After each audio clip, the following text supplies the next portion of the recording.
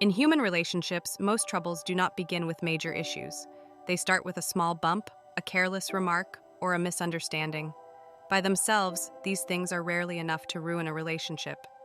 It is our hasty reactions that turn them into real conflicts. People often believe they must do something right away. That is a reflex of the brain, either strike back or swallow it in silence. Yet both responses hand control of the tempo to the other person. Reacting immediately tends to escalate the situation, while prolonged silence turns into resentment. What we truly lack is the pause in between. When we stretch out the space before reacting, the nature of the situation becomes clearer. Many family arguments cool down on their own if left overnight. Many workplace conflicts, if we don't rush to jump in, eventually expose the other side's mistakes. The advantage of slowing down by a beat is that we retain the power to choose how to respond, instead of being led by emotion.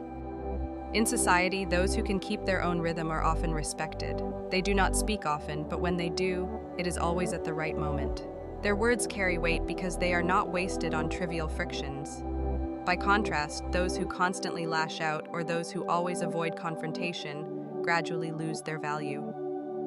A clear example can be seen in the workplace. Some colleagues like to attack others. If you respond sharply right away, the conflict explodes. If you remain silent all the time, they will push further. But if you wait until the group has witnessed their repeated disrespectful behavior, and then choose the right moment to respond clearly, you stay calm while earning the room's acknowledgement that you are in the right. The same applies within a family. A stubborn child sometimes needs to be allowed to say everything first before you choose your words afterward.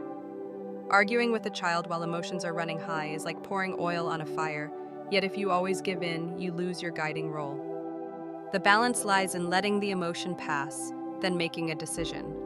Most importantly, understand that handling relationships is not a game of winning and losing. It is the art of regulating energy. A wise person is like a musician, knowing when to pause and when to let a note linger. If the music is played nonstop from beginning to end, it becomes meaningless noise.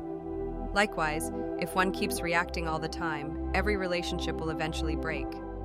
But do not mistake silence for a default solution. There are times when silence itself becomes complicity. When witnessing injustice, when seeing others being oppressed, or when core values are violated, speaking up becomes necessary. A word spoken at the right moment can prevent an entire chain of mistakes later on. The core principle is this: most of the time, be half a beat slower than your instincts, but once you act, act decisively. If you stay silent, be completely silent. If you speak, speak clearly and to the point.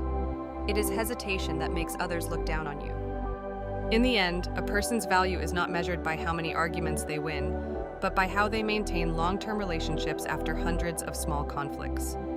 The most respected person is neither the one who raises their voice the most, nor the one who remains utterly silent, but the one who can read the rhythm of the situation and master their own.